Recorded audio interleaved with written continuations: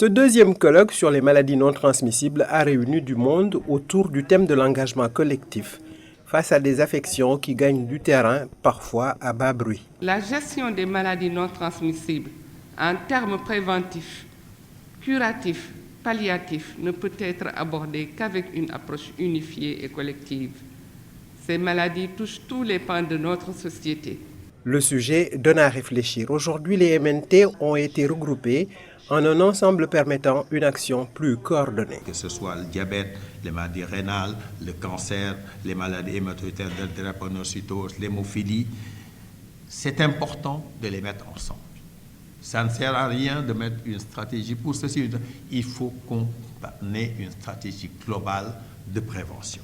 Une stratégie globale de prévention, une action d'ensemble qui intègre même les élèves. Les enfants aujourd'hui qui sont en formation doivent nécessairement intégrer les stratégies qui sont prodiguées par le ministère de la Santé à travers la division de lutte contre les maladies non transmissibles.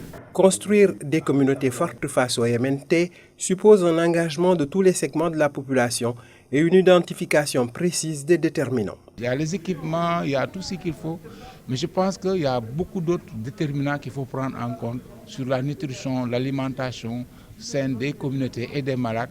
Et donc aujourd'hui, l'appel qu'on veut faire aujourd'hui, c'est une affaire de tout le monde. Le profil épidémiologique du Sénégal et de bien d'autres pays est en train de changer.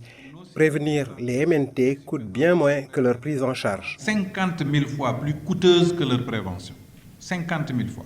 Toutes les projections indiquent une croissance rapide des maladies non transmissibles dans les pays en développement et en particulier dans les couches pauvres de la population. Si nous ne gagnons pas la bataille de la prévention pour ces maladies, nous aurons à courir derrière cette maladie le plus longtemps possible. Nous ne gagnerons pas le combat.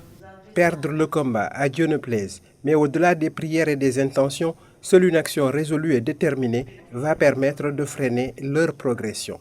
Le ministère de la Santé et de l'Action sociale a cet objectif. Le Sénégal est en train de mettre en œuvre le plan d'accélération de la lutte contre les maladies non transmissibles.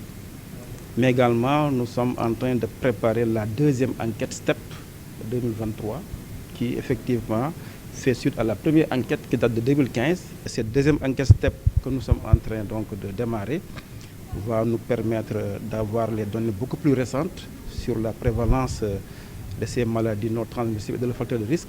Nous aurons l'occasion d'avoir des données non seulement au niveau national, mais également des données désagrégées au niveau des régions.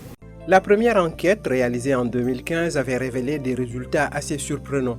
Près d'une décennie après, une deuxième est attendue pour disposer de données actuelles pouvant orienter les décisions des autorités sanitaires et le comportement des communautés.